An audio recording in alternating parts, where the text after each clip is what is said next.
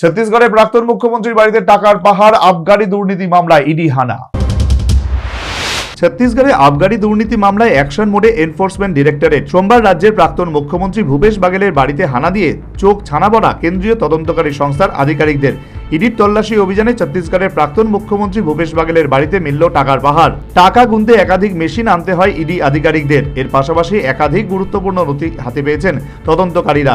সব মিলিয়ে আবগারি দুর্নীতিতে আর্থিক তছরূপ মামলায় বাঘেলের বিপদ বাড়তে চলেছে বলেই অনুমান বিশেষজ্ঞদের। ভূপেশের ছেলে চৈতন্যের বাড়িতেও তল্লাশি চালিয়েছে ইডি। এদিকে অভিযান চলাকালীন তদন্তকারীদের উপর হামলা চালায় বেশ কয়েকজন বাঘেলপন্থী। অভিযোগ, হামলাকারীরা কংগ্রেস সমর্থক। এর আগে 2022 সালের মে মাসে পিএমএলএ আইনে একটি মামলার তদন্ত করেছিল আয়কর দপ্তর। ওই মামলা তদন্তে নেমেই আবগারি দুর্নীতির হদিশ পায় ইডি। এক বিবৃতিতে কেন্দ্রীয় তদন্তকারী সংস্থা দাবি করেছিল 2019 সাল থেকে 2022 সালের মধ্যে ছত্তিশগড়ের আবগারি সংক্রান্ত বিষয়ে ব্যাপক অঙ্কের দুর্নীতি হয়েছে। প্রতিটি মদের বোতল বিক্রিতে দুর্নীতি হয়েছে। মদের ব্যবসা থেকে অবৈধভাবে সেই টাকা তোলা হয়েছে। কিন্তু সেই সময় ইডির সমস্ত দাবি অভিযোগ নস্যাৎ করে দিয়েছিলেন ভূপেশ। যদিও এদিন এক্স হ্যান্ডেলে ভূপেশ বাঘেল জানান এই টাকা তাদের পারিবারিক ব্যবসা সংক্রান্ত এবং কিছু পারিবারিক জমানো টাকা।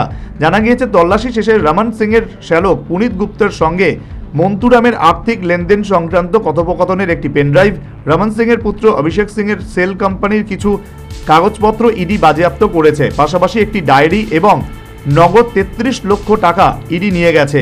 গত সোমবার ছত্তিশগড়ের দুর্গ জেলার মোট 14টি জায়গায় অভিযান চালায় ইডি। এর মধ্যে ভিলাইয়ে ভূপেশ ও তাঁর ছেলে চৈতন্যের বাড়িতে হানা দেন তদন্তকারী আধিকারিকরা। এর আগেও এই মামলায় ছত্তিশগড়ের বেশ কয়েকজন সরকারি আধিকারিক এবং ব্যবসায়ীকে গ্রেফতার করেছে ইডি।